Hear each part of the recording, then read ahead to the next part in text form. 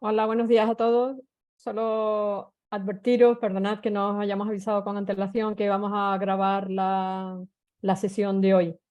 Y bueno, habréis visto que ha salido ahora mismo el mensaje, solo para que estéis atentos. Os pido que tengáis los micrófonos cerrados mientras hablan, nos hacen las presentaciones y luego al final tendremos la sesión de preguntas. Vamos a dar un par de minutos más por si alguien más se conecta y entonces empezaremos.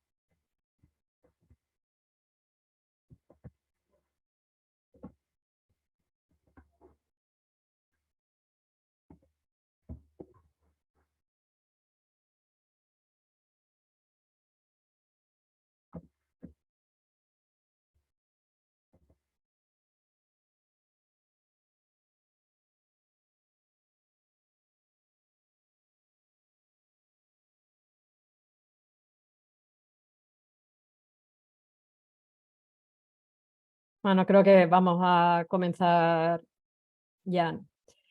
Bienvenidos a todos y a todas a este seminario organizado por Horizonte Verde. Mi nombre es Elena Gómez y soy la co-coordinadora de esta PTI. Y con este seminario o webinar, ¿no?, esperamos descubrir los elementos claves del nuevo partenariado de agroecología que han desarrollado en Bruselas. Y la idea también es identificar qué oportunidades nos puede ofrecer como investigadores y también para la sociedad, ¿no? Porque este programa es una herramienta que asume un enfoque de Living Lab y por tanto obliga a trabajar en estrecha colaboración con los actores y a centrar la investigación en problemas o retos específicos. Pues para ello contamos primero con Almudena Carrero de BRI, ¿no?, Servicio de Estrategias de Internacionalización del CSIC, que nos hará una breve introducción sobre los partenariados europeos primero. Luego Benjamín Sánchez, que es investigador de LINIA, que nos pondrá en contexto con este instrumento y es la persona ideal, pues ha estado involucrado en su desarrollo como copresidente del Grupo Estratégico de Agroecología de este SCAR. Y por último, con Marta Rivera, que es investigadora en Ingenio, un instituto mixto de CSIC y la Politécnica de Valencia, y que ha sido designada para representar al CSIC en este programa.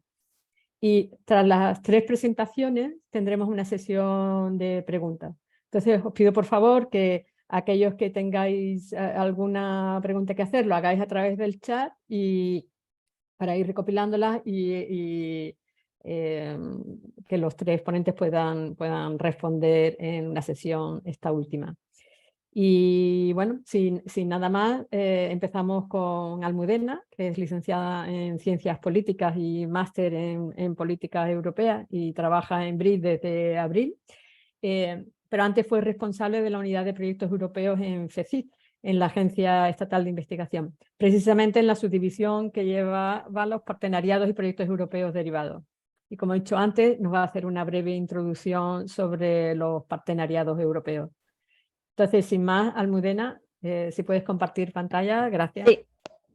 Buenos días a todos. Pues voy a compartir pantalla para que podáis ver la presentación. Decidme, por favor, si veis que se está moviendo, que cambio de presentación. Vamos a ver. ¿La veis bien? Sí, puedes. Ahora sí. A ver, cambio. Más o menos sí. Cambia, ¿no? Cambia, Vale, fenomenal. hay una sombra en parte de la diapositiva, pero casi toda se ve, o sea que yo creo que... Vale. Ahora ya ha desaparecido el... Y luego esto es que no sé qué hacer con ello. Aquí, Bueno, por pero aquí. se Ya ve está. casi todo. Fenomenal. Muy bien. Bueno, Gracias. pues yo lo que querría hacer es una introducción a los partenariados para que puedan distinguir los diferentes tipos que hay, pero sobre todo el mensaje principal es que sepan dónde encontrar las oportunidades de financiación y la posible participación. Entonces, bueno, pues por poner un poco el contexto y la importancia de los partenariados, bueno, pues son un tipo de proyectos que vienen del espacio europeo de investigación y la importancia de alinear las prioridades de política científica entre la Comisión Europea y los países de la Unión Europea. Además, como son proyectos muy grandes que mueven mucho dinero, pues son proyectos muy estratégicos para lograr los resultados marcados por las políticas europeas y no necesariamente de investigación o no en exclusividad, puede ser la política, bueno, las prioridades de digitalización, Europa Verde, etc. Bueno, entonces, en Horizonte 2020 existían 4 tipos de proyectos, pero con 8 subtipologías. O sea, ahí están todos, lo verán en la pantalla. Eran COFAD, JPs, las FED Flagships, artículos 185, 87, JPIs, bueno, era un lío.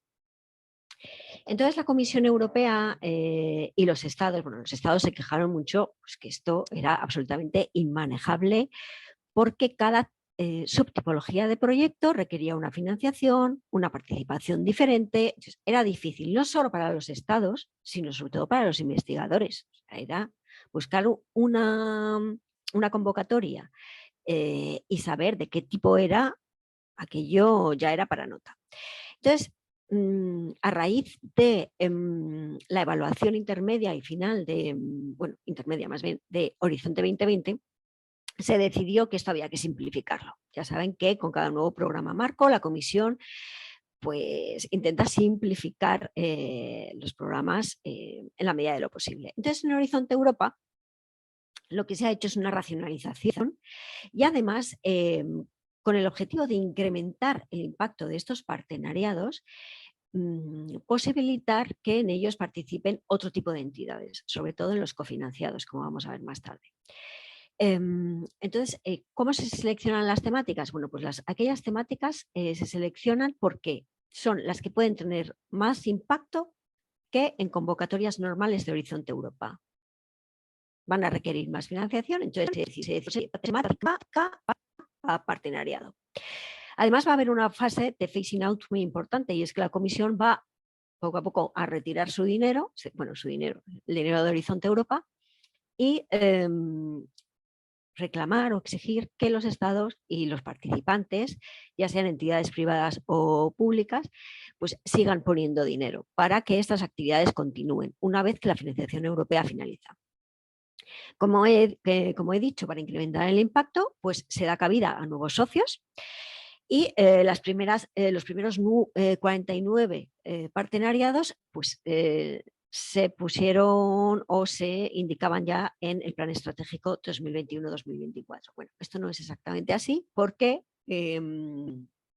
unos 3 o 4 o incluso 5, no me acuerdo exactamente del número, no estaban en la lista inicial de la Comisión Europea, pero fueron resultado de, bueno, pues de una exigencia de los estados que dijeron, bueno, tú me has planteado todas estas temáticas, pero a mí me interesan además partenariados en estas otras 5 temáticas que no estaban en la lista inicial. Pero bueno, en general, en el plan estratégico es donde estaban los primeros 49 partenariados.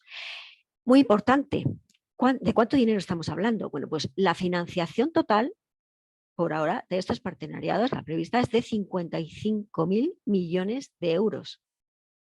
23.000, casi 24.000 millones de euros vienen de Horizonte Europa. Entonces, digamos que olvidar todos estos tipos de convocatorias, bueno, pues supone para los investigadores y para los estados también dejar de ganar mucho dinero o perder por lo menos las oportunidades de financiación que existen.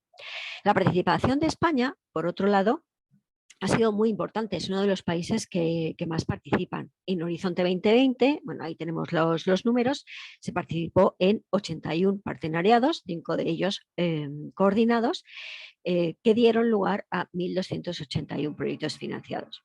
En Horizonte Europa ya estamos participando en 12 partenariados, 2 de los cuales son coordinados, y ya se han puesto en marcha 19 convocatorias conjuntas. O sea, el número de convocatorias va creciendo y prácticamente estamos bueno, a mediados de Horizonte Europa. No en los inicios, pero bueno, ya hay 19 convocatorias conjuntas en marcha. Ahora no, ahora. Bueno, entonces, como decía, hay una nueva aproximación a las asociaciones europeas. Yo utilizo indistintamente asociación y partenariado, pero bueno, la palabra correcta es asociación. Bueno, entonces, de los 8 subtipos que habíamos visto antes, lo han reducido a 3, que son coprogramados, cofinanciados e institucionalizados. Perdón, porque me sale cada vez que quiere entrar alguien en la charla. Bueno, los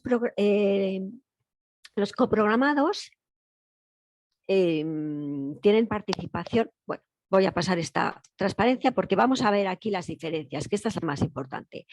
Las diferencias entre los coprogramados, cofinanciados e institucionalizados. Dentro de los institucionalizados hay de 3 tipos, digamos. Los 185, los que se rigen por el artículo 185, como por ejemplo Prima, tan importante para su área de trabajo, los 187 y luego las KICs, que son los proyectos financiados por el EIT. Por eso hay como distintos tipos. Los coprogramados se caracterizan porque los participantes son, por un lado, la Comisión Europea y agentes privados. También hay agentes públicos, pero en menor medida. ¿Cómo se establece la relación en un partenariado coprogramado? Pues a través de memorandos de entendimiento, los MOUs firmados entre la Comisión y el líder del partenariado por parte privada, digamos. La gestión la realiza la Comisión Europea y entidades legales creadas específicamente para cada uno de los partenariados. Son entidades legales que tienen base en un país europeo, como puede ser Bruselas, Luxemburgo, bueno, cada uno dependerá, pero son los que gestionan bueno, pues la participación en estos partenariados. Las convocatorias para entidades que no participan dentro del consorcio del partenariado coprogramado, las convocatorias se publican en el programa de trabajo de Horizonte Europa. ¿A quién tenemos que pedir información sobre la posible participación? Bueno, pues sobre todo a los puntos nacionales de contacto normales de Horizonte Europa, según la temática que sea, ¿no? Ya sea del CEDETI, de donde sea. Por otro lado, los cofinanciados, bueno, la convocatoria sale, la convocatoria para crear el partenariado cofinanciado sale el programa de trabajo de Horizonte Europa, habrán visto como un tipo de proyecto. Tipo de proyecto, partenariado cofinanciado. La relación entre la Comisión Europea y los participantes, que son sobre todo agencias financiadoras, ya puedan ser agencias o ministerios, pero bueno, las entidades que financian la investigación, en el caso de España son ISCI en los casos de Instituto de Salud Carlos III en los casos de salud, Agencia Estatal de Investigación, el CEDETI y también, ¿por qué no?, agencias regionales en algunos casos, porque ya saben que las agencias regionales tienen sus propios programas de financiación. Entonces, bueno, se firma un acuerdo de subvención, un grant agreement al uso entre el coordinador de la propuesta y la Comisión Europea. Cuando hablo de propuesta aquí hablo de propuesta de partenariado cofinanciado. Las convocatorias, es decir, estos partenariados tienen como objetivo principal financiar convocatorias conjuntas de investigación. ¿Quién las financia? Las agencias participantes en el partenariado cofinanciado, es decir, la agencia estatal, CEDETI o el ISTE, etc. Las convocatorias se publican en las webs de cada partenariado y en las webs de las agencias participantes. Es decir, tenemos que seguir el Twitter de la agencia o estar al tanto de todo lo que se publica en la web de la Agencia Estatal de Investigación. Los participantes en este caso son, como ya he dicho, en mayor medida entidades públicas y en menor privada. En los partenariados cofinanciados, la Seranet Cofund, que es el origen de todo esto, de Horizonte Europa, no dejaban participar más que agencias financiadoras. En este caso, en Horizonte Europa ya participan más tipo de entidades y por eso pues, pueden participar, por ejemplo, el CSIC.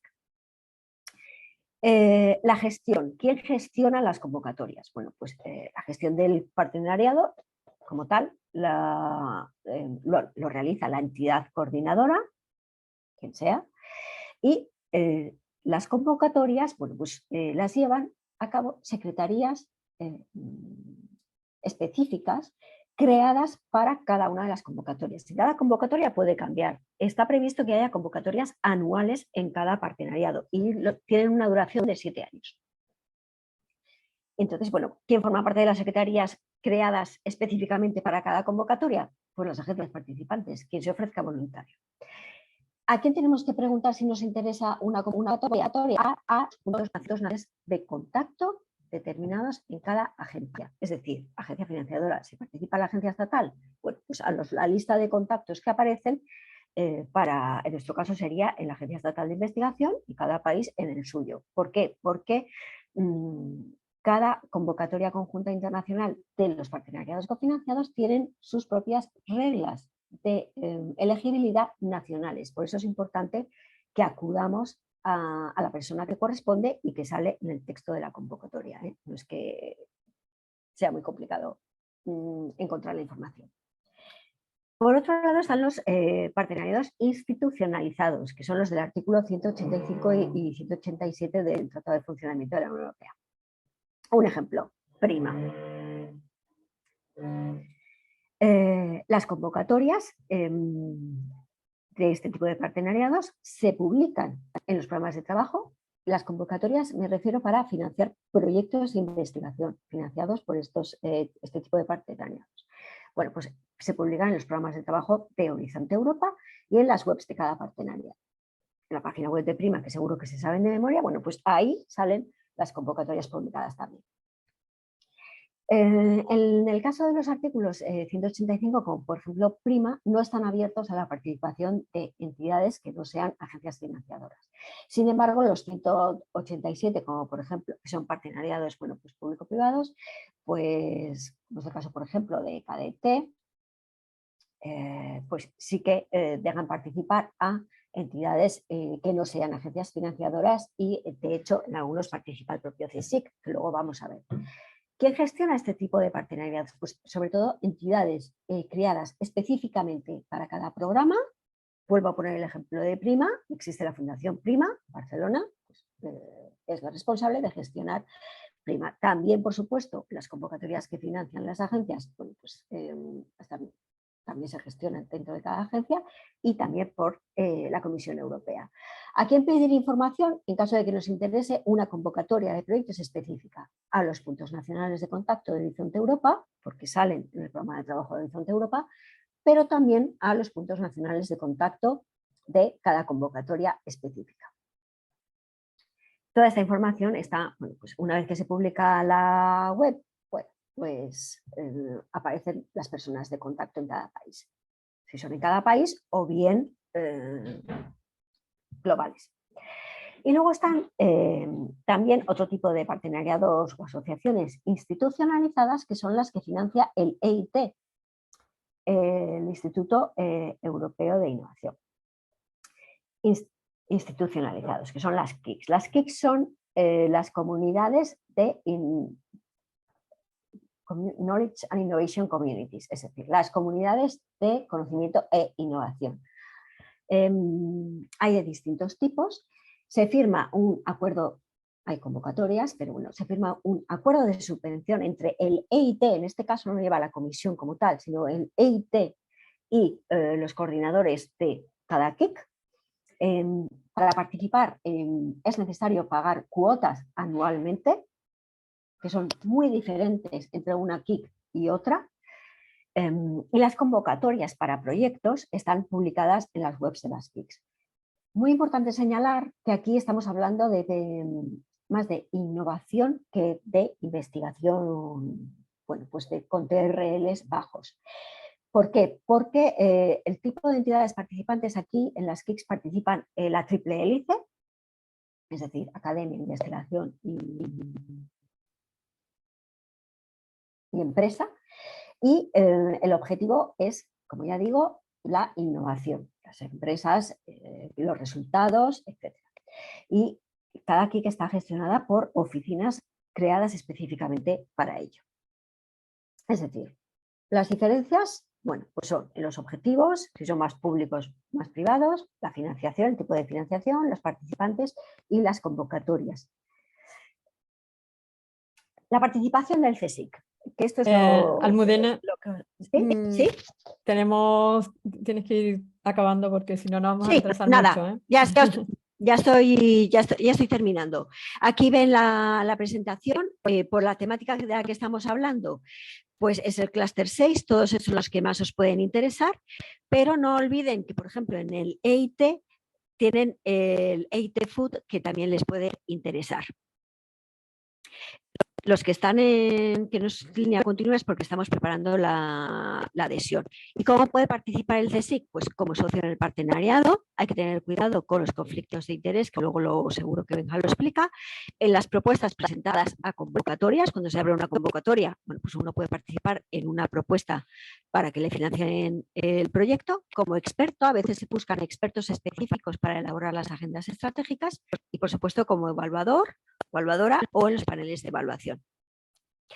Aquí, bueno, pues tenemos en el clúster 6 quiénes son los participantes y atención porque una cosa no pueden olvidar que hay partenariados todavía vigentes de Horizonte 2020 y hay CSAs financiadas bajo el programa Guaidera, el que es horizontal, como por ejemplo Forest Value 2, que tienen convocatorias y de hecho Forest Value 2 tiene una convocatoria ahora abierta. Y para información adicional, pues en la web de ERA-Learn tienen toda la información disponible y por supuesto en la página web de la agencia y del CDT. Y esto es todo. Aquí están mis datos de contacto. De todas maneras, la presentación se las pasaré. Y por mi parte, pues yo ya he terminado. Muchas gracias. Pues muchísimas gracias, Almudena. La verdad que está bien poner un poco de orden ante tantas oportunidades y tantas opciones que uno se pierde. O sea que te agradecemos mucho esta introducción. Y ahora pasamos a Benjamín, que como dije antes es copresidente del Grupo Estratégico de Ecología del Comité Permanente de Investigación Agrícola, la SCAR. Y es además colaborador de la Agencia Estatal de Investigación para el desarrollo de este partenariado o asociación, ¿no? como ha dicho Almudena, de agroecología. También es director técnico de las actividades españolas en el programa europeo de la EJP de SOIL y colaborador de la Vicedirección Técnica de Línea para temas de perspectiva relacionada con la investigación e innovación en el ámbito de la agricultura. Benjamín, the floor is yours. Muchísimas gracias. Buenos días a todos y a todas. Voy a intentar compartir pantalla, a ver si tenemos éxito.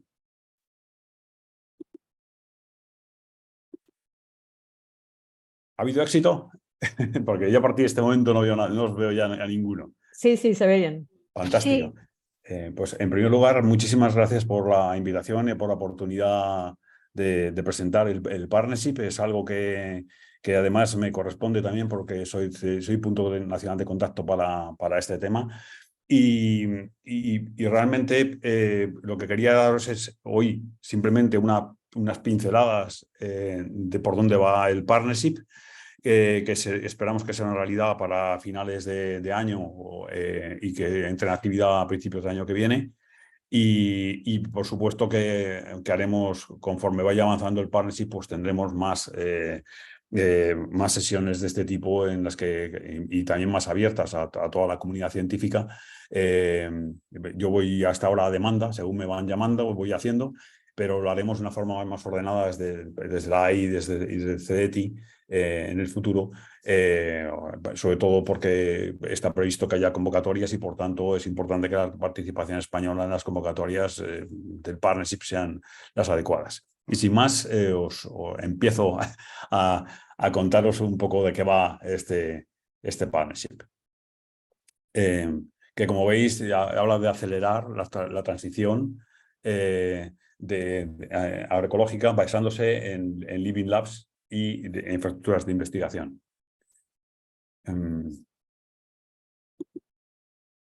Entonces, lo que voy a hacer es simplemente presentaros el marco por qué se hace esta iniciativa, después cómo se ha desarrollado el concepto, los instrumentos en los que se basa y luego un poco presentar la agenda científica y dar unas pautas para los próximos pasos nacionales que es lo realmente importante.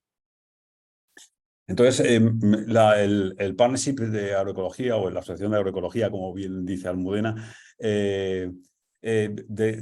viene primeramente de una reflexión que viene de los Estados miembros y de la propia Comisión Europea, que es la necesidad que se tiene de hacer una transición para conseguir una mayor sostenibilidad de los sistemas agroalimentarios. Y esto se basa, pues, básicamente en que cuando miramos los aspectos ambientales, socioeconómicos, de escala y la crisis, las varias crisis que estamos en las que estamos inmersos, pues derivan en una serie de desequilibrios y de desacoplamientos que hacen que la sostenibilidad de nuestros sistemas, a escala europea, por supuesto, pues tengan muchos problemas. Entre los aspectos ambientales, pues se destaca la contaminación de los suelos, el mal uso de recursos hídricos, la emisión de gases de efecto invernadero y también una pérdida tan grande que hay de biodiversidad, no solo a escala agronómica, sino también a escala de paisaje.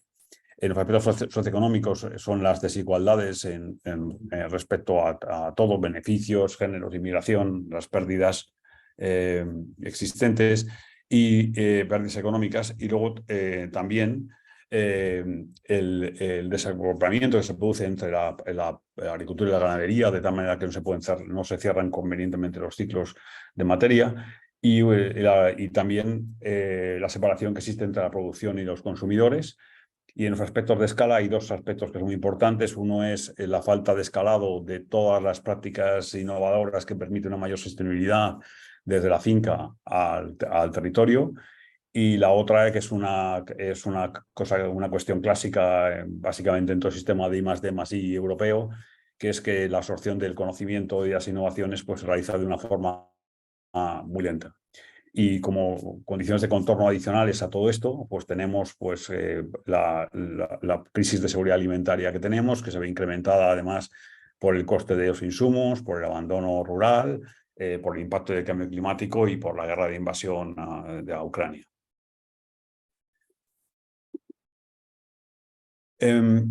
Fruto, como consecuencia de esto, pues tenemos el Pacto Verde Europeo, en donde todas estas condiciones se tienen en cuenta y en la parte hay menciones específicas a la parte agronómica y hay una serie de estrategias que implementan o pretenden implementar este Pacto Verde Europeo, como son principalmente de la granja a la mesa, la estrategia de biodiversidad, la estrategia de suelos, que mencionan la agroecología directamente como una posible herramienta para conseguir una transición hacia la sostenibilidad en sus sistemas agrícolas. Y también como una consecución para los objetivos para los años 2030-2050 de neutralidad climática y también de los objetivos que vienen marcados de reducción tanto del tema de pesticidas como de los fertilizantes. Los Estados miembros y la Comisión Europea son conscientes de que para todo esto hace falta movilizar a la investigación, porque esta transformación pues, requiere de innovaciones. Y por ello, en el Comité Permanente de Investigación Agrícola, que es una especie de, vamos a llamarle think tank, en el que participan los Estados miembros de la Unión Europea y los asociados, más la Comisión Europea, decidieron el contribuir, el establecer un grupo estratégico e interno dedicado a desarrollar este partnership de agroecología con el objetivo de proporcionar el conocimiento y las innovaciones necesarias para esta transición. Este grupo se crea en el año 2021 y comienza su actividad. Y en principio el partnership que tenía que desarrollar se quería establecer con un programa de 7 a 10 años y con un presupuesto más o menos de 350 millones de euros, enmarcado, como bien ha dicho Almudena, en el marco europeo de investigación e innovación, Horizonte Europa. Actualmente este grupo estratégico de SCAR está compuesto está participado por 28 Estados miembros y asociados y cuenta con un montón de observadores, como veis a la derecha y hay más, que son organizaciones e iniciativas relacionadas o bien con organic farming o con asociaciones de agricultores, o hay temáticas regionales. He subrayado ERIAF porque es el equivalente al grupo, a SCAR, pero a escala regional, es decir, las regiones, toda la investigación agrícola derivada de las regiones tiene una red que se llama ERIAF y que ha participado muy activamente en la concepción del partnership. Y luego a la izquierda veis que hemos puesto que hay unos asesores importantes, y estos asesores básicamente han formado parte de la estrategia marcada por la Comisión Europea, que salen de tres Coordination and Support Actions, tres proyectos hermanos, dos de ellos relacionados con la agroecología y uno de ellos relacionado con la misión de suelos. Y también hemos recibido un gran apoyo de otro think tank en el marco de la investigación agrícola, que es FACHE.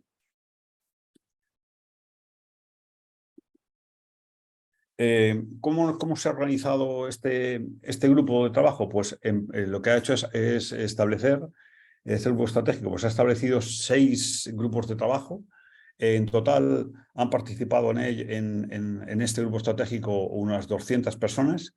Y lo que se hizo fue marcar diferentes grupos de trabajo para hablar sobre los conceptos, identificar las necesidades de investigación, identificar los instrumentos de investigación e innovación. Aquí básicamente de estos instrumentos los más importantes han sido, como no, los Living Labs y las infraestructuras de investigación, porque son realmente los instrumentos que ya venían marcados en la propia concepción antes de que estuviera concebido el partnership, porque era una necesidad marcada ya por los Estados miembros.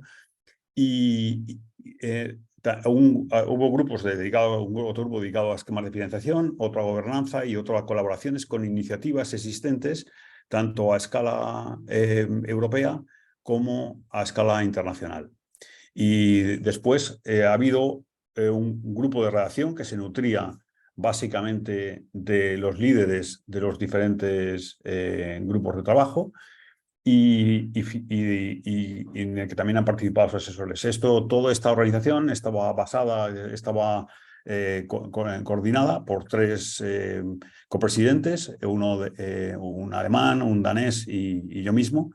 Y luego veis que en realidad la participación española también en cuanto a liderazgo en los diferentes grupos de trabajo, pues también ha sido importante. De los 6 grupos de trabajo, 4 de ellos estaban coliderados por investigadores españoles.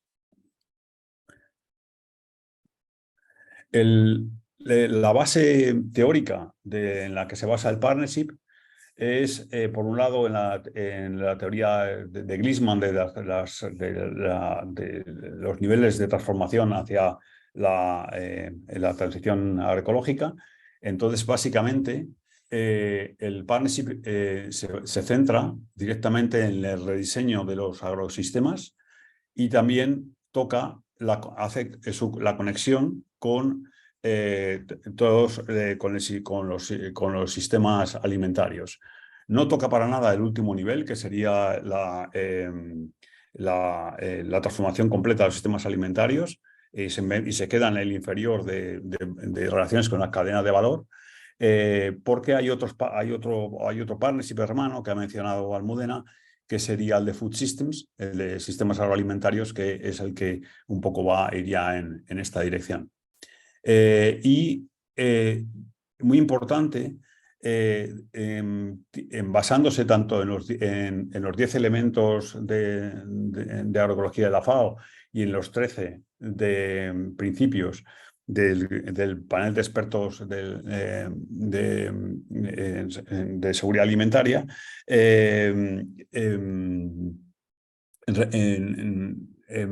recoge los 3 aspectos fundamentales de la agroecología, de tal manera que vamos a decir que tiene una parte, como no, que es económica, de producción adecuada, pero tiene un componente social y económico muy importante y además el componente ambiental.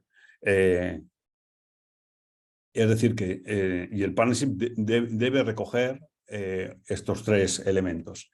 El concepto del partnership se desarrolló durante todo el año 2001, se revisó, se hizo un primer concepto de él consolidado que se mandó a la Comisión Europea para su revisión en febrero del año pasado y después pues hubo un ajuste de la propuesta con los comentarios realizados por la Comisión y se finalizó completamente en marzo de 2022. El año pasado también lo que se hizo fue trabajar muchísimo en la agenda científica, en el que se hizo un primer borrador ya en abril de 2022. Se trabajó en paralelo, además de con los grupos internos, con muchísimos stakeholders. Fue también revisada por expertos internacionales. Además hubo una consulta pública desde julio a octubre en el año 2022. Esto fue muy importante. Quiero destacar que de 130 comentarios o personas que comentaron públicamente, respondieron a la consulta pública, 40 de ellas fueron españolas. Y contribuyeron muchísimo a mejorar los aspectos socioeconómicos sociales y económicos de esta agenda científica. Y la versión final se hizo terminó en febrero de este año se ha hecho la aplicación hubo una convocatoria en abril de 2023 en la que se han presentado un consorcio formado fundamentalmente por las agencias financiadoras y los ministerios de los países miembros y se espera que sea una realidad para finales de este año o principios de 2024. Estamos esperando los comentarios tanto de la Comisión Europea de los evaluadores para pues recoger esta evaluación, adaptarlas y hacer ya pues, los aspectos formales que llevan a hacer el partnership. Como objetivo del partnership, pues, como su nombre indicaba, es acelerar la transición hacia prácticas agrícolas sostenibles y mejorar fundamentalmente el conocimiento de los procesos ecológicos a largo plazo. Para ello lo que se pretende es fomentar la innovación local mediante la cooperación e involucración de una diversidad de actores y mejorar sobre todo el flujo de conocimiento en las innovaciones agroecológicas, además de inducir o al menos testar cambios en la gobernanza y la forma de establecer normativas y estrategias para poder compartir mejor los riesgos y favorecer los cambios que son necesarios para la transición agroecológica. Como esto no voy a entrar en ello porque es repetición básicamente de lo anterior, sí que la dejo en la presentación, porque básicamente todo lo que viene aquí comentado ya lo he comentado anteriormente.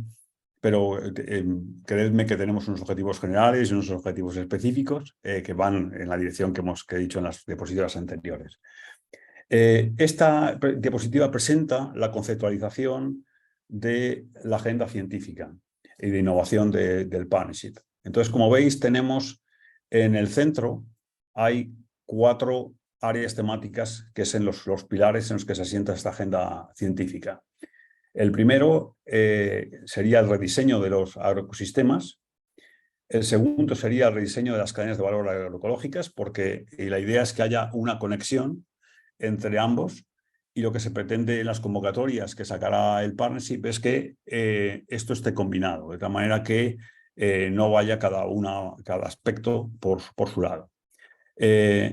Para hacer este rediseño, tanto de los agroecosistemas como de las cadenas de valor agroecológicas, se van a apoyar en los instrumentos de los Living Labs y de las infraestructuras de investigación, que luego hablaré un poquito más de ellas.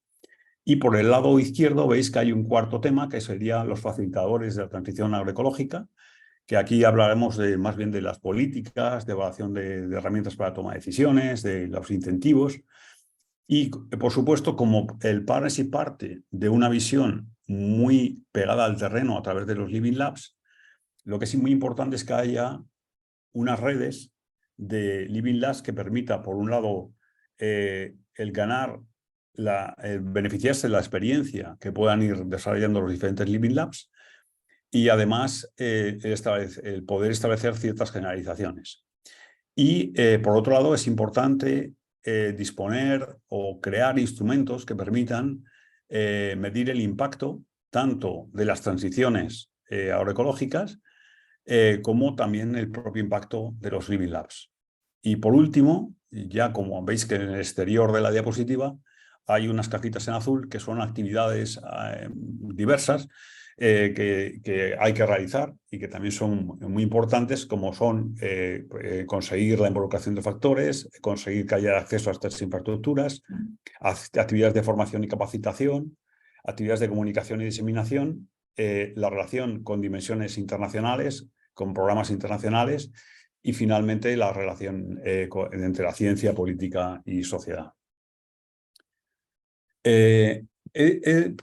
Como la agenda es muy compleja y cubre muchos aspectos, he intentado estructurarla, que la podríamos haber estructurado de otra manera, en tres grandes bloques. Uno sería la adaptación y mitigación al cambio climático, en el que lo que se pretende, obviamente, es conseguir contribuir a que los agroecosistemas sean más resilientes y sostenibles. Entonces, aquí tocamos temas relacionados con la producción agrícola, de tal manera que permita el cierre de flujos de materia y energía, que se haga, básicamente, la agroecología lo que hace es fomentar y gestionar adecuadamente la biodiversidad. Por otro lado, es conseguir el escalado a escala de paisaje y en el territorio, la contribución a la mitigación del cambio climático, y en los aspectos, y luego también hay un aspecto importante que es el tema socioeconómico, que es la valoración de los efectos ecosistémicos y considerar las externalidades asociadas. El segundo bloque sería aceleración de la transición agroecológica. Para ello, lo que hay que hacer es desarrollar innovaciones tecnológicas adaptadas que abarcan muchos aspectos, desde las propias semillas, aprovechamiento del conocimiento local, hasta los temas de empaquetado y de logística. Y luego hay un aspecto muy importante, que es la creación de modelos de negocio y de impacto económico apropiados, con esta circularidad que ya hemos comentado, y, además y sobre todo, con la conexión a las cadenas de valor territoriales. Y el último bloque estaría relacionado con la gobernanza y con el desarrollo de las políticas, en las que lo que hay son una evaluación de la transición ecológica de los Living Labs, como ya hemos dicho antes, una propuesta y una cierta evaluación de instrumentos de financiación públicos y privados a estas escalas más locales con las que estamos trabajando, y luego todo el tema de las políticas con un intento de hacer de que haya una mayor participación en las decisiones, al menos probar diferentes métodos para ello, y de cómo contribuir a una mayor gestión y diseminación del conocimiento y de los datos, además de actividades de educación y formación. Básicamente, en los instrumentos en los que se apoya el Living Lab, pues decíamos que eran la asociación, el Partnership de Agroecología, se basa en los Living Labs y en las infraestructuras científicas. Entonces, en lo que concierne a los Living Labs, la definición de la red europea de Living Labs, que se llama ENOL, es su acrónimo, pues ENOL los define como ecosistemas de innovación abiertos, centrados en el usuario y basados en un enfoque de co-creación. Integran la investigación y la innovación en situaciones reales. De tal manera que estamos hablando de un instrumento que está muy arraigado muy localmente y que tiene una gran variedad de actores, pero que está muy centrado en el usuario. Entonces, aquí he hecho, como hoy en día esto es una palabra que sale mucho y realmente todos pensamos que formamos parte de un Living Lab o que tenemos un Living Lab, pues conviene tener claro que aquí hay varias cosas que son importantes. Uno es la involucración del usuario desde el principio. Segundo, que estar muy apegado a la realidad. Tiene que tener un enfoque multiactor y transdisciplinar. Y además tiene que haber un codiseño, una co-creación y una coexperimentación para mejorar y absorber las innovaciones que se vayan creando. Por tanto, no son una mera transferencia de conocimiento desde la academia hacia los usuarios, que serían, en este caso, fundamentalmente los agricultores.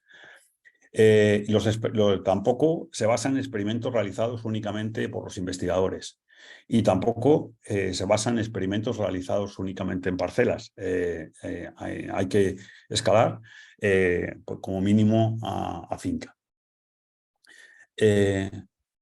Y luego el otro instrumento serían las infraestructuras de investigación, que obviamente pretenden que sean disruptivas. Y aquí, dentro de estas infraestructuras de investigación, como no, entrarían todas las redes experimentales porque algunos centros de investigación tenemos, como es el caso del CSIC. Y entonces, pues que ya sabéis pues, que tienen el potencial de que sean de hacer ciencia disruptiva por el equipamiento que tienen y deben estar abiertas a usuarios externos. ¿Cómo está formado el partnership? Y ahora ya desciendo a su organización. Actualmente en la propuesta participan 25 países y hay 70 organizaciones. La gran mayoría, como decía antes, son agencias financiadoras y ministerios, y está liderado desde Jülich en Alemania. Como es un partnership que tiene vocación de continuar durante 7 o 10 años, esto es el inicio del partnership. En realidad, su vocación es que aumente tanto el número de participantes como el número de países, y dentro de 2 años estaremos hablando de cómo aumentar ambos elementos. La gobernanza de la asociación es la clásica. Hay un governing board o una junta de gobierno en el que se ha procurado además que haya una separación entre la parte de academia y la parte de las agencias financiadoras, de tal manera que hay un consejo específico de agencias financiadoras por el tema de posibles conflictos de interés que había mencionado Almudena, de tal manera que ningún centro de investigación ni ninguna universidad tenga relación con la preparación de las convocatorias. A su vez hay un comité ejecutivo que está formado básicamente por los coordinadores de los grupos de los diferentes paquetes de trabajo, y veis que a la izquierda vemos que en la Junta de Gobierno participa la Comisión Europea, los representantes de los grupos de espejo nacionales, porque una de las cosas que se quieren hacer es para conseguir una mejor participación de los países miembros, lo que se quieren establecer grupos espejos nacionales donde estén representados los factores principales para mejorar la coordinación y para asegurar una adecuada participación de los países y regiones en la Junta de Gobierno. Y veis que además, porque decía anteriormente, por eso subrayé tanto el tema de ERIAF, las regiones también van a tener una representación propia con 1 o 2 elementos en la Junta de Gobierno, las regiones europeas, entendemos. Y finalmente va a tener un consejo asesor, que va a haber el clásico consejo asesor científico, pero además, como tiene esta conexión con diferentes actores, pues va a haber un consejo asesor en el que estén relacionados todos, estén presentes todos estos factores. Incluso está previsto que haya diferentes consejos asesores relacionados con los diferentes tipos de actores. Y, por supuesto, pues porque es obligatorio, un consejo asesor sobre temas de ética. ¿Cómo se ha estructurado el partnership? Pues se estructura en 8 paquetes de trabajo. 3 minutos, Benjamín. Sí, ya termino, ya me queda muy poquito. Muchísimas gracias. Entonces, lo que hay es un primer paquete que sería el de coordinación. Tenemos un segundo paquete que veis que es el de ciencia y políticas. Un tercero que es de comunicación. Luego tenemos uno que es de la agenda científica, planes de trabajo anuales, y también es el que tiene que hacer los planes estratégicos a 4 años, que a su vez es un paquete de trabajo muy estratégico, como no, porque al final incide tanto en las convocatorias como en la monitorización. Y, por supuesto, pues lo que tenemos, luego hay 2 paquetes de trabajo dedicados a las infraestructuras de investigación y los Living Labs, además de las redes de sus redes. El presupuesto es para estos primeros años es de 120 millones de euros. Se está previsto que la mayor parte del 65% se dedique a la parte de las convocatorias y que son abiertas. Hay partners que tienen convocatorias cerradas y este lo tiene abierto. Hay cofinanciación tanto de por la Comisión Europea como de Estados miembros. Y por parte de España, pues participan la Agencia Española de Investigación, apoyada por FECIT, el CEETI para la parte más empresarial, la Junta de Andalucía y la Junta de Extremadura, porque también van a financiar proyectos dentro de estas comunidades autónomas, apoyar de investigación en las comunidades autónomas. Y luego, como parte de centros de investigación, pues tenemos a CSIC, a Cicitex, que es que podemos decir que es un centro de investigación de Extremadura, y una infraestructura de investigación que en realidad es paneuropea, pero que tiene su sede en España, que es LifeWatch. Y con esta diapositiva voy a terminar, que es los próximos pasos nacionales. Lo primero que tenemos que crear es un grupo espejo. Lo segundo es preparar a la comunidad científica para una convocatoria que se pretende que se haga a finales de 2023 o principios de 2024. Y entonces eso también habrá otros webinars de ese estilo en los que hablaremos de ello. Además, mientras tanto es importante identificar los Living Labs y los Lighthouses, pensando en una dimensión europea. Conviene daros a conocer a ENOL y a los partners europeos. En esto estamos involucrados desde NIA, CSIC y DCETI en esta acción. Conviene alinearlos con la iniciativa Soil Deal for Europe, la misión de suelos, y hay que ir buscando estrategias para proveerlos de una financiación basal y de apoyo de las administraciones.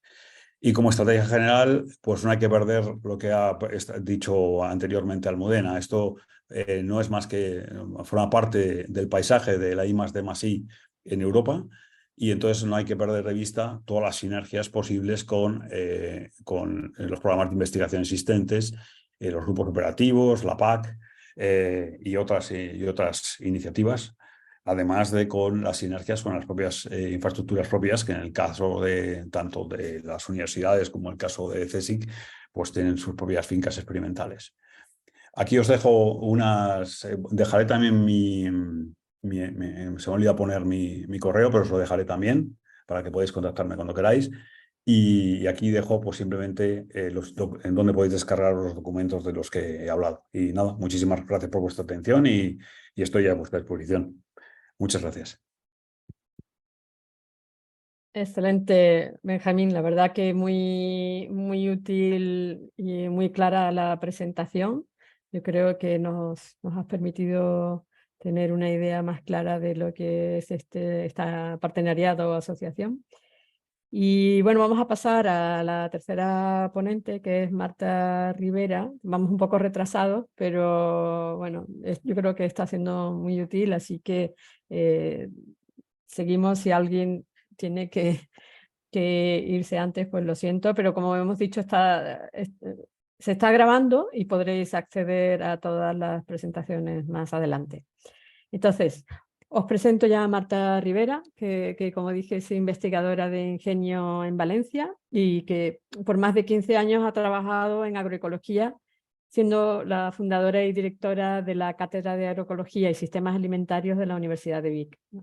Y además ha participado en el IPCC, no sé si en el grupo 2, ya nos dirá, y es Honorary Research Fellow en la Universidad de Coventry y UNESCO Chairwoman Development and Culture. Marta, the floor is yours. Gracias, Elena. Bueno, sobre todo también gracias por haber organizado, ¿no?, este seminario, que creo que, bueno, es bastante útil. Incluso yo misma estoy aprendiendo con la presentación de Benjamín, ¿no? Yo un poco la idea que tenía era compartir con vosotros cuál ha sido mi experiencia en la participación del Agroecology Partnership. Yo fuera del CSIC había participado como observadora en el RIA que ha comentado ahora Benjamín, como parte del Joint Program Initiative of Food, Agriculture and Climate Change, Food Security, Agriculture and Climate Change, ¿no?, la FACHE-JPI. Entonces, bueno, tenía más o menos conocimiento del mismo. Es verdad que, como comento, solamente como observadora, en el que, bueno, junto con otras instituciones que han salido en una de las diapositivas que ha enseñado Benjamín, pues, bueno, pues podíamos aportar a los documentos que se nos iban enviando y que íbamos evaluando, pues para poder, digamos, dar una visión bastante amplia de lo que debería ser este partenariado de agroecología, ¿no? Con lo cual, es verdad que ha sido un proceso muy complejo, que ha durado varios años, como ha comentado Benja también, pues la implicación de múltiples actores a lo ancho y largo de la Unión Europea y fuera también de nuestras fronteras, y bueno, estamos donde estamos, ¿no? Entonces, en este punto, a mí me parece que es muy importante porque ha sido un debate también bastante amplio dentro de lo que ha sido la propia partnership, y que sigue siendo, ¿no?, que lo sigue siendo en el contexto de Europa, el debate sobre lo que es la agroecología y, en ese sentido, las deficiencias que pueda tener el partnership, ¿no? Una de las cosas que ha comentado también Benja es que dentro de lo que, de hecho, voy a compartir mi pantalla porque, bueno, tenía una cosa así preparada. A ver si está. ¿La veis? Sí. ¿Sí? Vale, perfecto, gracias. Bueno, ahora, como ha comentado Benja, una de las cosas en el proceso de desarrollo de esta partnership ha sido la dificultad de dónde se quedaba este partenariado, ¿no? Entre otras cosas, porque, como él comenta, estaba el partenariado de sistemas alimentarios, pero la agroecología tiene una vocación fundamental de transformación de los sistemas agroalimentarios, y por tanto, dejar fuera lo que era el nivel 4 y el nivel 5 ha sido un elemento de bastante debate, ¿no? Y aún así, personalmente, bajo mi punto de vista, creo que ha sido un error, porque no es lo mismo hablar de sistemas alimentarios de una dimensión, ¿no?, con las múltiples perspectivas posibles, que hablar de transformación agroecológica hasta el nivel de sistema alimentario desde el enfoque de la agroecología, ¿no?, donde hay, como señalo, todo ese elemento de transformación, y sobre todo porque toda la parte de participación, toda la parte, digamos, más vinculada a las ciencias sociales propiamente dichas, se quedan fundamentalmente en este nivel, ¿no? Y la agroecología, por definición, es una ciencia interdisciplinar, o mejor dicho, una ciencia transdisciplinar. Y aquí uno de los puntos que también quería señalar, que me parece que es un elemento de ventaja para la agroecología, y es que la agroecología trabaja desde lo que se conoce como nicho, que ahora señalaré también en la presentación, y por tanto trabaja directamente con los actores, pone en valor el conocimiento local de los actores. Por tanto, cuando se comienza a hablar de Living Labs, a todas las personas que vienen trabajando desde décadas en el ámbito de la agroecología, es una nueva forma de llamar al trabajo que venimos haciendo, ¿no? Entonces, por esto sí que me parece que es muy importante tener claro la forma en que se trabaja de la agroecología, para entender que los Living Labs no dejan de ser una herramienta, pero una herramienta que, bueno, que es la herramienta de trabajo, que ahora se llama Living Lab, pero al final no deja de ser la herramienta de trabajo de las personas que venimos trabajando en agroecología, ¿no? Me parece muy importante también que tengamos en cuenta, cuando hablamos del partenariado de agroecología y la oportunidad que puede ser para el CSIC, el hecho de cuál ha sido la evolución del propio concepto de agroecología, ¿no? Que nace inicialmente nada más desde el ámbito de la agronomía y de las ciencias ecológicas, ¿no? Esa fusión entre la agronomía y las ciencias ecológicas para diseñar los sistemas agrarios en ese principio, fundamentalmente el sistema finca, entendido como un agroecosistema, ¿no? Y mimetizar la naturaleza en lo que es el proceso de producción de alimentos, ¿no? Un diseño ecológico que mimetiza la naturaleza y que hoy en el ámbito científico nos llamamos como Nature-Based Solution, pero que efectivamente es un elemento en el que también de nuevo contamos con cierta ventaja desde el ámbito de la agroecología, porque es algo que se viene trabajando pues ya desde hace bastantes décadas, ¿no? Lo que me parece interesante también y como una oportunidad del CSIC en lo que se refiere a la evolución que ha tenido la agroecología es cómo ha ido incorporando a lo largo del tiempo otras disciplinas, entendiendo que el agroecosistema no es algo aislado, que el agroecosistema se mueve, hay una serie de actores, que hay una serie de políticas que lo influencian, que están las personas consumidoras y conforme esto ha ido avanzando, por un lado en el ámbito científico y por otro lado ha ocurrido en el ámbito, digamos, también científico, pero más en el ámbito político y social, ¿no? Hemos ido experimentando la degradación, ¿no? Asociada a los sistemas alimentarios convencionales. Bueno, pues se han ido integrando, como digo, pues las ciencias políticas, el ámbito de los estudios campesinos, sobre todo porque una de las piezas fundamentales en el ámbito de la agroecología, y creo que esto también es fundamental para entender el porqué de los Living Labs, es que el conocimiento de partida para el desarrollo de las innovaciones agroecológicas es el conocimiento, lo que se llama el conocimiento campesino, ¿no? En inglés peasant knowledge, es verdad que en castellano queda un poco como outdated, ¿no? Fuera de, ¿no? Como un poco, pero bueno, el conocimiento de las personas productoras es el punto de partida y es ese diálogo entre el conocimiento científico y el conocimiento de las personas productoras lo que nos permite, y en lo que se conoce como el ámbito de, aquí se conoce como ámbito de innovación, junta de innovación social e innovación tecnológica, lo que nos permite ir avanzando en lo que se refieren a estas innovaciones agroecológicas, ¿no? Y aquí, por tanto, me parece que también es muy importante cuando pensamos en formar parte del Agroecology Partnership, entender las definiciones que hay en torno a agroecología, ¿no? Entendida como una ciencia, una práctica de un movimiento y que, no, y que son inseparables todas estas piezas, de ahí la necesidad de la transdisciplinariedad, ¿no? de trabajar con diferentes disciplinas, pero también con los actores que son los protagonistas de las innovaciones agroecológicas, fundamentalmente las personas productoras, y también el rol que juegan en lo que es, ¿no? Así como el ámbito de la agroecología política, pues los decisores políticos, los movimientos sociales y demás, ¿no? Entonces, esto me parece que es bastante importante. Y en este sentido, también a nivel de lo que supone el partnership de la agroecología en el ámbito de digamos, de la teoría de transición, es un proceso de institucionalización de la agroecología, ¿no? Básicamente. Y esto es lo que entiendo para mí que es una oportunidad para el CSIC, que es lo que me habíais pedido que comentara hoy, ¿no? En el ámbito de esto es, digamos, la teoría de transición, el multilevel perspective, que es una teoría que trabajamos bastante en el centro en el que yo trabajo.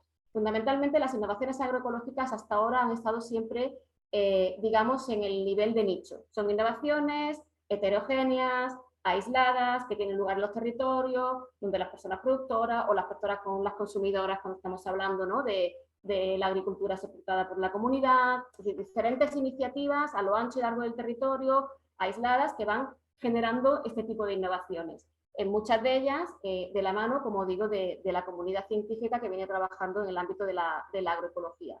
Pero el contexto actual lo que hace es que en lo que esta teoría se conoce como el régimen, que fundamentalmente es donde nos movemos las instituciones, pues la ciencia, la tecnología, las políticas y demás, y es lo que podemos conocer como el mainstreaming, dado el contexto de policrisis que ha planteado antes Benjamín, pues la Unión Europea pues, abre esta ventana de oportunidad de decir, bueno, necesitamos innovaciones, transformaciones radicales del sistema y para ello pues hace falta un apoyo desde el ámbito de la legislación, desde el ámbito político. Y aquí es donde se empiezan procesos de institucionalización de la agroecología, que obviamente requieren, como no puede ser de otra manera, pues del apoyo del ámbito científico.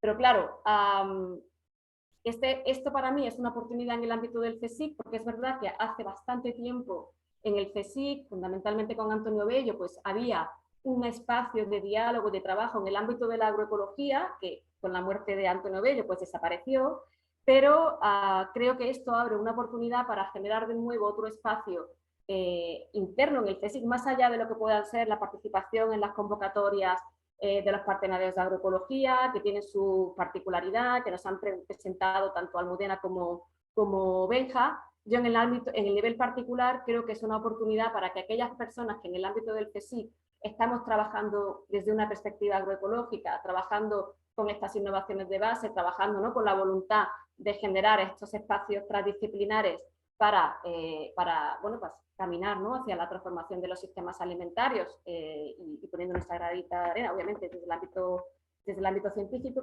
pues creo que es una oportunidad para poder conectarnos, ¿no? Y el partenariado de la agroecología no deja de ser un paraguas estructurado, un paraguas que ya nos viene dado, que se ha construido, como digo, a lo largo de 2 años con la participación de múltiples actores, pues para poder, digamos, facilitar esta generación de sinergias más allá de las conexiones o más allá de las otras opciones que ya existen en el marco del CSIC, ¿no? Esto es lo que, bueno, son los Work Packages. Sí quería comentaros en qué Work Packages estamos trabajando o participamos el CSIC en la propuesta actual, ¿no? Nosotros llegamos tarde, creo que Benja no lo ha comentado, pero bueno, al CSIC le costó como bastante tiempo finalmente poder entrar, y esto implicó que nosotros llegamos cuando la propuesta ya estaba bastante adelantada. Y casi que de milagro, vamos, básicamente porque bueno, son ya años, ¿no?, que llevas trabajando en estos temas y conoces a los Work Package Leaders y demás, que nos han dejado participar en los diferentes Work Package, porque inicialmente cuando nosotros entramos ya estaban cerrados. Por tanto, podríamos haber tenido una participación mayor, sí, pero creo que teniendo en cuenta el momento en el que entramos, tenemos una participación, diría que bastante aceptable. Hemos pedido un presupuesto de aproximadamente 800 y pico mil euros, no recuerdo la cifra exacta, que como sabéis es cofinanciado, implica un presupuesto de 400.000 euros. Y esto con 3 centros ahora mismo implicados del CSIC, Sevilla Ingenio, que tiene la mayor parte, digamos, del peso y la coordinación en este momento, junto con gente del CEBAS y gente del Instituto de Ciencias Sociales de Humanidades de Madrid, ¿no? Como veis, mostrando un poco la diversidad de perfiles y de disciplinas que son necesarias para participar en un proceso como es la transición agroecológica. El mayor peso lo tenemos, y esto va en consonancia con algunos proyectos europeos, ¿no?, que están ahora mismo teniendo lugar en el marco de la agroecología, en el marco del Horizonte Europa, como puede ser Agroecology Transit, que hay toda una... hay iniciativas para desarrollar indicadores que sean complementarios a otros indicadores que han desarrollado, por ejemplo, la FAO, ¿no?, como la herramienta TAPE, que es una herramienta que ha desarrollado la FAO y que está intentando también implementar en Europa, pero el cómo se monitorea, cómo se evalúa, cuáles son las métricas necesarias para poder evaluar la transición agroecológica. Y esto es súper mega relevante en el sentido de que, por ejemplo, si no utilizamos las métricas adecuadas, pues nos encontraremos con falsos dilemas, podemos llamar, en el sentido de que se plantee esta dicotomía entre si con la agroecología se puede alimentar al mundo o no se puede alimentar al mundo, ¿no? Entonces, este tipo de elementos es fundamental, por ejemplo, cuando se habla de qué tipo de indicadores, ¿no? Hay gente que plantea que el indicador para medir la aportación a la seguridad alimentaria tendría que ser, en lugar de kilogramos por hectárea, pues la cantidad de nutrientes que se puede plantear o que se pueden proveer por persona cuando estamos hablando desde el ámbito de la transición agroecológica, ¿no? O ámbitos de modelos de producción agroecológicos. Obviamente los modelos más diversos y demás tienen una calidad nutricional más completa y por tanto estaríamos valorando otra serie de elementos, o por ejemplo la cantidad de alimentos de biomasa por hectárea, que no tiene que ver lo mismo que kilogramos por hectárea de un solo producto en monocultivo, ¿no? Es decir, que todo este debate en torno a qué tipo de indicadores y métricas son necesarias para monitorear la transición agroecológica, pues forman parte de este paquete de trabajo en el que nosotros tenemos un rol bastante importante. Y luego hay otro tema, nosotros vamos a coordinar la tarea 8.2, que es digamos, la coordinación, el manejo de lo que es la red de Living Labs agroecológicos e infraestructuras de recerca, ¿no? De investigación. Y yo, bueno, creo que aquí también podemos tener un rol bastante importante, que entiendo que más adelante, por lo que comentaron también durante el desarrollo del partenariado, se pueden integrar, ¿no? Nuevas personas, nuevos centros de investigación. Y yo creo que aquí el CSIC también tenemos muchísimo que aportar, porque también contamos con, bueno, obviamente, redes de infraestructura de investigación, bueno, de vanguardia, ¿no? Pero también, sobre todo en el ámbito de los Living Labs, ¿no? Y de lo que es la investigación, la co-creación de conocimiento con las personas productoras, ¿no? Aquí hay un tema que me parece que también quería también... ay, se me ha olvidado.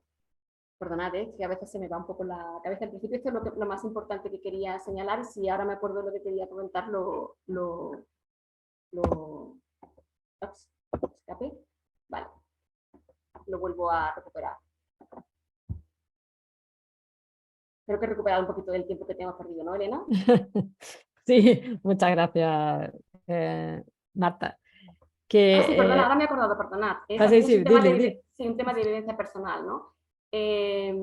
Uno de los elementos, porque aunque la partner sí ha tardado 2 años, ¿no? Varios años en construirse la idea, ¿no? El que se quería plantear y demás, hasta que ha llegado el momento de plasmarla en un documento, en ese proceso de plasmar el documento había bastantes incertidumbres, por ejemplo, y que no quedaron claros hasta muy al final del proceso. Por ejemplo, esto que ha planteado Benjamín, de si había conflicto de intereses y de si las personas que estábamos participando en el partenariado luego podríamos o no participar en lo que son las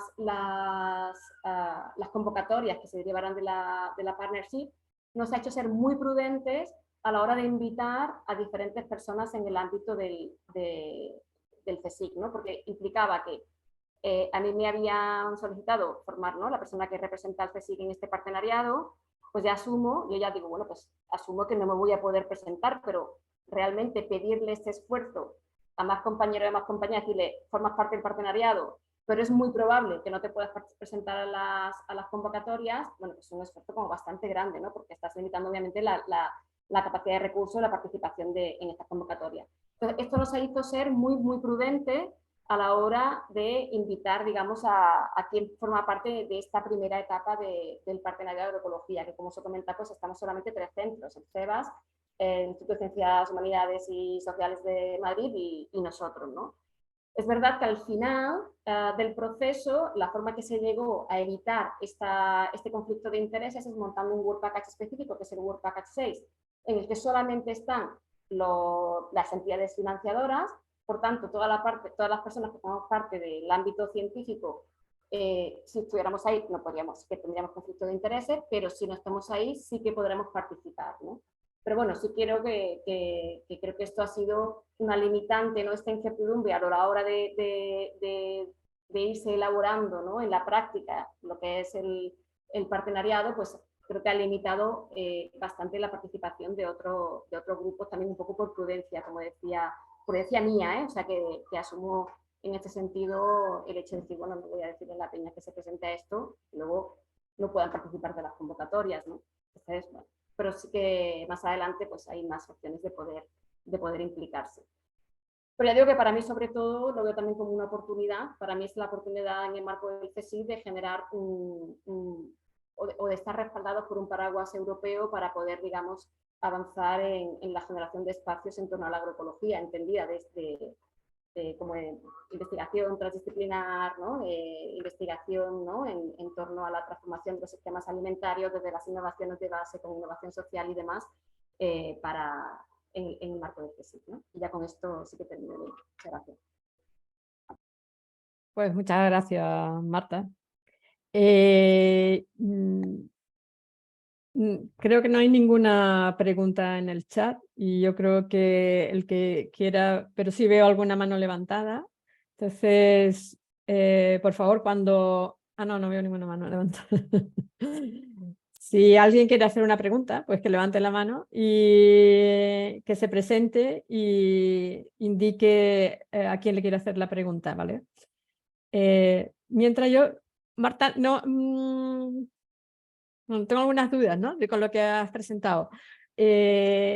Bueno, lo primero quizás es, veo que lideráis la red de Living Labs de agroecología y eso habéis discutido ya cómo, porque tú dices que los que habéis trabajado en agroecología ya de siempre trabajáis con Living Lab, sin embargo también por Enol sabemos que no cualquier cosa es un Living Lab, ¿no? Entonces, ¿habéis enfocado un poco cómo se van a centrar esos Living Labs? Si es Enol quien va a seguir certificando los Living Labs de agroecology y cómo se puede dar ese paso. Bueno, esto forma parte, en principio se recogería parte del trabajo que ya está en marcha, que tiene que ver con, sobre todo con Already, que es una CSA que forma parte del proceso bueno, de todo este proceso, ¿no? Que tenía un protagonismo muy importante en desarrollo de partenariado. Ellos han estado diseñando en los últimos 3 años o dándole vueltas a cuáles son los criterios que deben tener los Living Labs agroecológicos, ¿no? Sobre todo también por un tema de en el contexto de evaluación actual, no, el trabajar con actores directamente del territorio, pero dices, bueno, ¿yo por cómo le voy a dar dinero a una gente que no sé lo que están haciendo, que de repente estoy dejando el dinero ahí? Puede ser que el coordinador del Living Lab no sea una persona académica, sino que el coordinador del Living Lab a lo mejor es una asociación de no sé qué, ¿no? Esto generaba muchas dudas fundamentalmente en el ámbito burocrático, de gestión, de cómo se plantean este tipo de cosas, ¿no?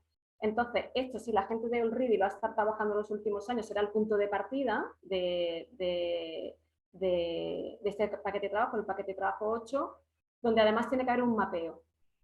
Y ahí es donde se plantea esto que tú decías, ¿no? Bueno, recogiendo el trabajo de Already, pero no creo que Enol sea quien tiene que certificar en este caso los Living Labs agroecológicos. Creo que la idea es que forme parte de lo que son los criterios desarrollados por Already. Pero bueno, aquí puede ser que no esté en lo correcto, ¿eh? Pero creo que tiene unas particularidades muy específicas lo que son los Living Labs agroecológicos, que digo, como en el fondo es una forma diferente de llamar al trabajo que ya llevamos haciendo durante muchísimos años. Y bueno, si se sabe lo que no son Living Labs, ¿no? Que también es lo que ha planteado Benjamín en su propuesta. No son innovaciones dirigidas desde la academia con un enfoque lineal de transferencia, ¿no? Por tanto, se trabaja desde un enfoque de lo que es la transferencia de tecnología o transferencia de conocimiento absolutamente diferente, porque hablamos de la co-construcción de conocimiento. Entonces, esto, por ejemplo, es un elemento fundamental a la hora de decidir qué es un Living Lab o no es un Living Lab, sobre todo en el marco de la agroecología, que es así por definición, ¿no? Entonces, bueno, lo de no, diría que no pongo la mano en el fuego porque no lo sé a ciencia cierta. Seguro los criterios que se han desarrollado en el marco de Already, de la CSA Already, y como digo, bueno, hay todo este tema de mapeo de nuevos Living Labs, que es diferente a la Research Infrastructure, ¿no? Que es otro. No sé si Benjamín a lo mejor quiere ampliar algo en este sentido.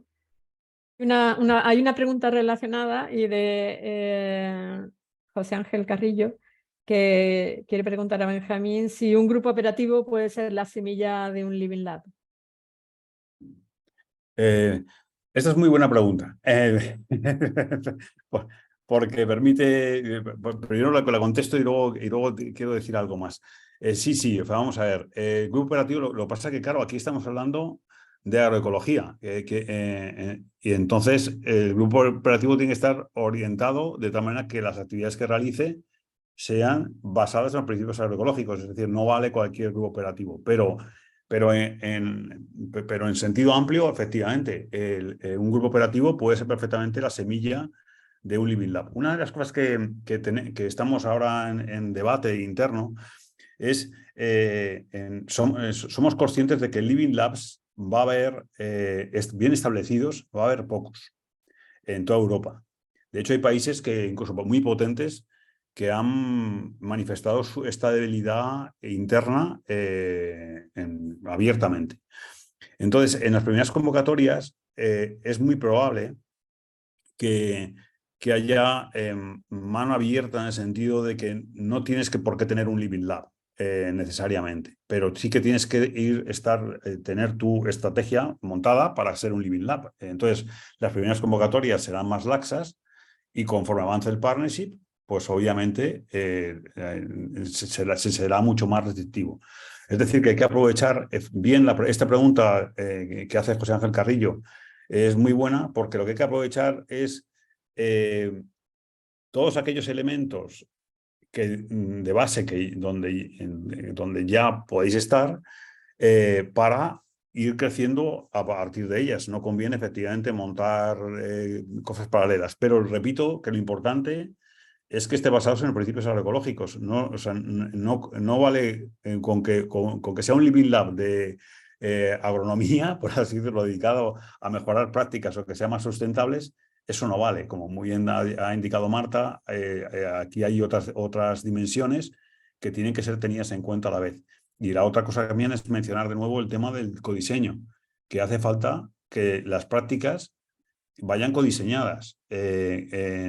No es una transferencia desde lo que sabemos hacer los investigadores hacia el agricultor o hacia las cadenas de valor, sino que tenemos que estar implicando a los factores desde el primer momento con ellos. Y eso desde la academia siempre tenemos una cierta dificultad porque el histórico que tenemos hemos hecho siempre históricamente las cosas de otra manera. Es verdad que en agroecología esto llevan una larga tradición en este sentido. Lo que pasa es que si a mí no me queda claro, yo entiendo que hablamos principalmente de transición agroecológica en general, ¿no? O sea, y ahí tú vas, como diría, trabajando las distintas piezas de tus sistemas que están relacionadas. Entonces, decir agronomía clásica, eso no entra porque es un ensayo agronómico, pero sí puede entrar si tú muestras que estás codiseñando y estás arreglando una de las piezas, ¿no? O sea, que no es incompatible, yo creo, ¿no? Que tenemos que dar un mensaje de que no es incompatible la investigación que se hace con la idea de agroecología, ¿no? Para nada. Sino que todos tenemos que trabajar, digamos, en este ecodiseño y en mejorar las distintas piezas, ¿no? Creo, para ¿no? nada. Déjame que te ponga un ejemplo, Elena, si me permite. Nosotros tenemos este proyecto de Ecology Transfer y uno de los Innovation Hubs que tenemos, no lo hemos llamado Living Lab, lo llamamos Hubs de Innovación, está en la Sierra de Aracena. En la Sierra de Aracena nosotras estamos trabajando, allí tienen un problema gravísimo ahora mismo con todo el castañar, con la sequía, bueno, están muriéndose los árboles y demás. Entonces, con los productores, ellos empezaron todo un proceso que se llama Inspira Territorio, en el que están trabajando con la administración local, están trabajando con los productores del territorio, están trabajando con una entidad de la sociedad civil para hacer un diagnóstico de la situación en donde está, ¿no? En la que se encuentra este entorno ahora mismo, la situación no solamente del castañar, sino en general de todo el sistema agroalimentario. Y allí, por ejemplo, vamos a hacer en las fincas de algunos de los productores, vamos a tomar muestras de suelo, muestras, digamos, que nos permitan obtener ideas de qué es lo que puede estar pasando, ¿no? Es un suelo calcáreo, el castañar, porque sabemos que con el suelo calcáreo pues no funciona bien, pero con la pérdida de la lluvia no está drenando, ¿no? Bueno, hay toda una serie de elementos que son hipótesis, obviamente, que junto con los productores vamos a intentar, digamos, pues resolver o ayudar a avanzar un poco en este sentido, ¿no? Entonces, claro, obviamente, ¿no? Siguiendo con los grupos operativos, hay una pregunta de María Remedios Romero que dice que si se pueden conectar grupos operativos con sus respectivos Living Lab para establecer una red en torno a depuradoras urbanas.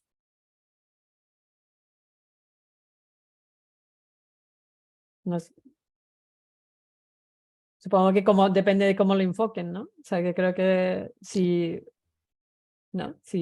como hemos dicho, ¿no? Si se está trabajando de distintos puntos.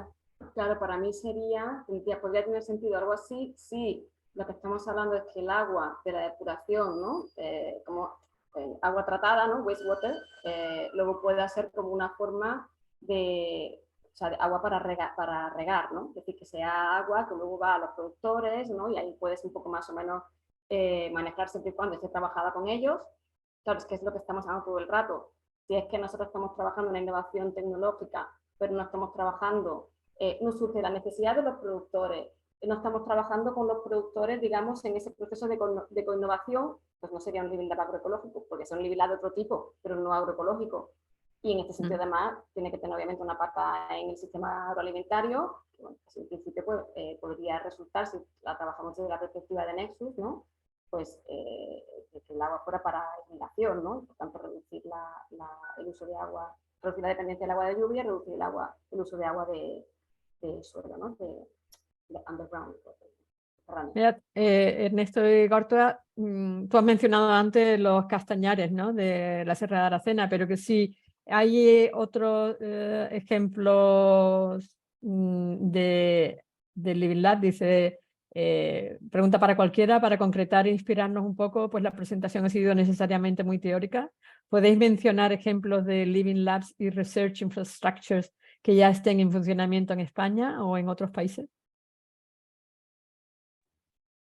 Bueno, sobre todo yo conozco algunos de las que están trabajando, una parte de los que puedo estar trabajando yo. Nosotros estamos trabajando con varios living labs, con temas como muy particulares.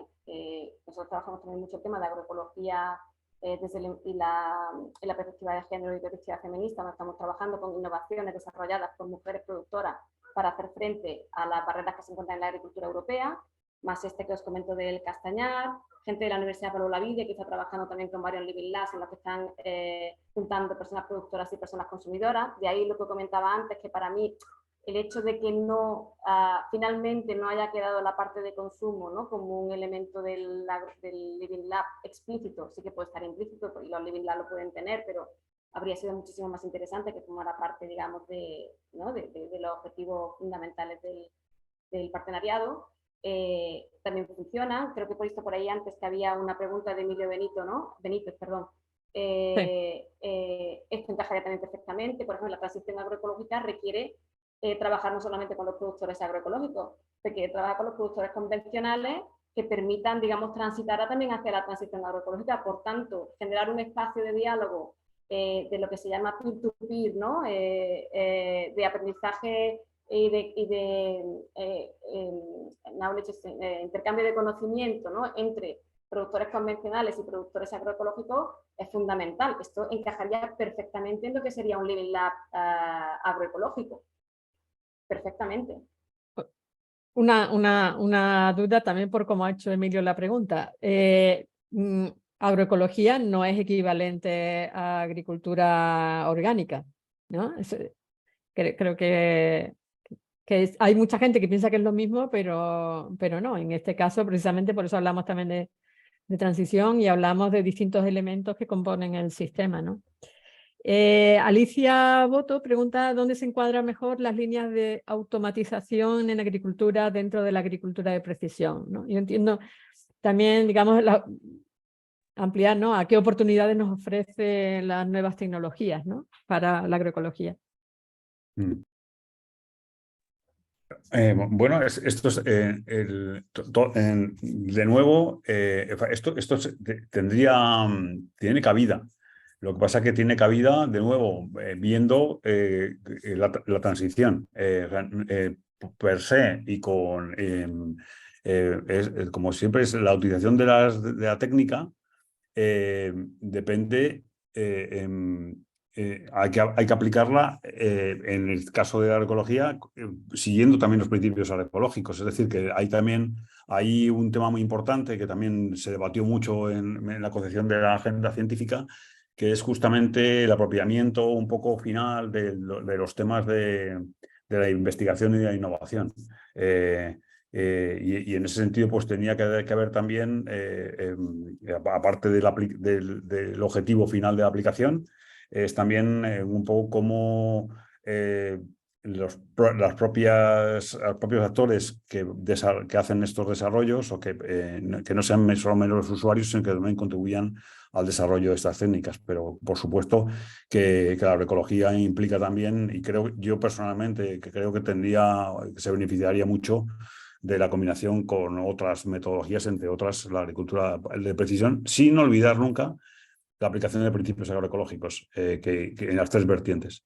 Si no, pues se convierte en una cosa de intensificación básica que no estaría relacionada con la agroecología. Yo creo que aquí es muy importante entender, por eso en la primera diapositiva que hemos puesto tanto Benja como yo, los principios de la agroecología.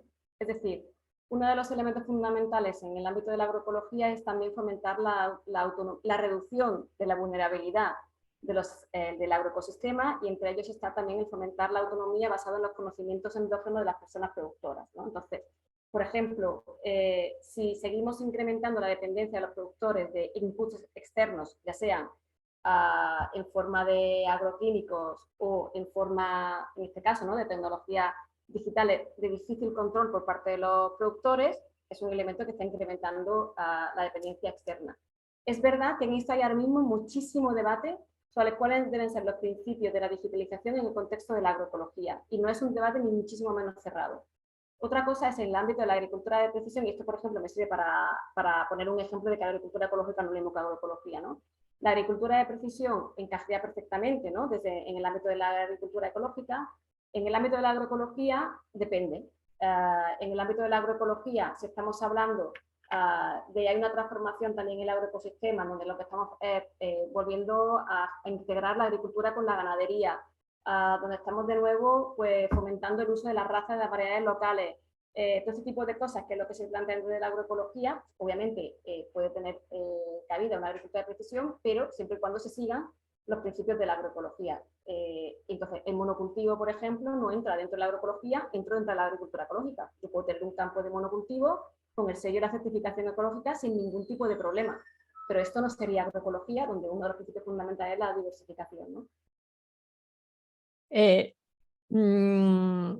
Mira, esto me lleva también, porque tú has mencionado antes, que me ha chocado un poco, ¿no?, que dice que no deberíamos de hablar de como resultado final, impacto final en los kilos por hectárea, sino quizás en nutrientes por hectárea, pero a mí también esto me choca, porque si precisamente esos principios de agroecología, la agroecología casi tienen una componente, la parte nueva que aportan es esa parte ecológica, muchos de esos principios no tenemos criterios claros para evaluarlos y ver realmente el impacto. O sea, yo pienso que si un sistema es más eficiente usando los inputs, usando sus, como digo, producción interna, yo creo que ya ha ganado. No necesariamente tiene uno que pensar en más kilos. Bueno, lo que es importante es que el agricultor siga pudiendo vivir de eso. Para mí es esencial, porque si no, no vamos a ningún lado, ¿no? Pero obviamente son pasos a pasos, ¿no? Yo creo que la gente se pierde un poco en la discusión de kilos por hectárea cuando estamos hablando quizás de otra cosa, ¿no? Pero por supuesto siempre asegurándonos que el productor pueda vivir, ¿no? Si no, apague, vámonos, ¿no? Exacto. Y Perdón, esto, Elena, tiene sí. que ver un poco con lo que es el planteado por Package 5, que se mete en todo este debate de qué tipo de indicadores realmente son necesarios y no nos sirven las métricas convencionales, porque estamos sino mezclando y midiendo churras con merinas, entonces no tiene nada que ver, por mucho que los dos sean ovejas. Entonces, eso por un lado, y por otro lado, por supuesto, o sea, y de hecho de ahí el que el productor sea el punto de partida de la investigación en agroecología, porque es que sin productor, yo soy veterinaria de formación, y yo es que no tuve ni una clase de sociología rural, para mí eran solamente los animales y incrementar la productividad animal. Pero es que sin ganaderos no hay veterinarios, es decir, entonces sin productores no hay nada. Y esto es la base de principio también de la agroecología. Por lo tanto, el punto de partida es siempre trabajar mano a mano con los productores. Sí, pero también tienes por otro lado los que, no sé, casi ven la agroecología como una religión, ¿no? Pero nosotros somos científicos después de todo. Necesitamos unos criterios claros y transparentes con lo que evaluar las cosas, ¿no? Así y es. no sé, la verdad es que cuando estás en el campo, ¿no? Yo que trabajo en el campo con los agricultores y viene el agroecólogo que te está diciendo, no, tienes que hacerlo así, ya sabes. O sea, digo, vale, vente aquí, hazlo y ahora dime cómo vivimos de esto, ¿no? No es tan inmediato y luego sin preocuparse realmente del impacto que tiene. Si estas prácticas que estás promoviendo acaba resultando en una mejora del sistema, ¿no? Claro. Bueno, pero no. Este es el objetivo, ¿no? Y de hecho, de ahí la importancia de que la Unión Europea ponga dinero en esto, porque si tenemos que hacerlo con los 4 cuartos que hemos tenido hasta ahora, pues surgen todos estos problemas. Si ahora tiene dinero para poder, digamos, evaluar si tiene sentido o no tiene sentido y bajo qué criterios, de qué manera y demás, o en qué contexto funciona, en qué contexto no funciona, todo este tipo de cosas es lo que al final la investigación puede aportar, ¿no? Hay un comentario de Alejandro Sánchez que dice que por lo que has comentado, Marta, entiendo que no existen espacios de debate en el partnership o en CSIC para orientar la investigación hacia las necesidades sociales que debemos enfrentar desde la agroecología, ¿no? Si esto es verdad. Y yo ahí añadiría que si hay un espacio. Tenemos Horizonte Verde, donde si se quiere crear un grupo de agroecología en el que discutir, intentar promocionar, hay disciplinas, de las que quieras, de todo tipo, desde biotech hasta socioeconomistas. Bueno, yo lo lanzo ahí, ¿no? Que dentro de Horizonte Verde se puede desarrollar un grupo que trabaje sobre este tema, ¿no? Y no sé si quieres comentar algo, Marta. Bueno, sí, o sea, en este sentido, en el marco del partenariado, los que trabajamos en el ámbito de las ciencias sociales ya haremos porque este sea un elemento de debate central y hay bastante gente trabajando en el ámbito de ciencias sociales en el partenariado. Y en el CSIC, yo en principio entiendo que no hay una cosa específica expresada en los libros blancos. Entiendo que la PPI, la invitación que nos hace ahora Elena, pues tenía como una serie de objetivos que encajan, ¿no? Algunos de ellos con la agroecología, aunque no sea exclusivo de agroecología. Es decir, que bueno, una cosa también de ver un poco cómo va evolucionando. Por eso decía que para mí es una oportunidad a lo interno del CSIC, porque al final no deja de poner una semilla, poner en el debate ese proceso de institucionalización de lo que es la agroecología, que no somos ya los 4 gatos que venimos trabajando en agroecología y que además somos un poco como medio, o podemos parecer como medio hippies, ¿no? Sino que es como que hay un proceso de institucionalización, que nos movemos del nicho al régimen, como señalaba antes, y aquí yo creo que se abre una oportunidad muy interesante donde claramente las ciencias sociales tienen que tener un papel central al final. Pues nos hemos pasado ya unos minutos. Hay un último comentario de Emilio Benítez de que es necesario intentar cuantificar los diversos servicios ecosistémicos asociados, que yo creo que ya lo has mencionado, Marta. Y creo que si no parece que hay nada más, vamos a cerrar. Yo bueno, quiero agradecer obviamente a los 3 ponentes, ¿no? por aclararnos muchas cosas hoy. Y a todos los participantes, por supuesto, y también quería dar las gracias a María José Jiménez de Elías, que es la persona que realmente ha trabajado sobre esta reunión y la que ha conseguido que esto funcione. Y bueno, que esperamos que la reunión haya sido útil y seguiremos en contacto desde Horizonte Verde, ¿no? Muchas gracias a todos.